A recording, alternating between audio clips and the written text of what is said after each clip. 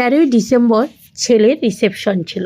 রিসেপশনের মেনুগুলো ছেলে নিজের মন পছন্দের মতো খুব সুন্দর মেনুগুলো সিলেক্ট করেছে। এইখানে যে দেখতে পাচ্ছ তোমরা কাবাবের এই জায়গাটা কতটা এরিয়া নিয়ে কাবাবটা ওখানে ব্যবস্থা করেছিল তারা, যে গরম গরম যাতে সার্ভ করতে পারে।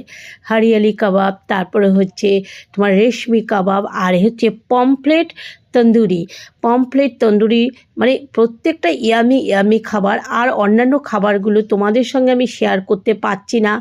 পোলাও, মটন কষা, পাবদার ঝাল, তারপরে চিংড়ি মাছের মালাইকারি, প্লেন রাইস, অনেক কিছু রান্না হয়েছে। এইবার চলো এখান থেকে এবার ভেতর দিকে চলে যাচ্ছি। এইখানে সব রান্নার ব্যবস্থা হয়েছিল।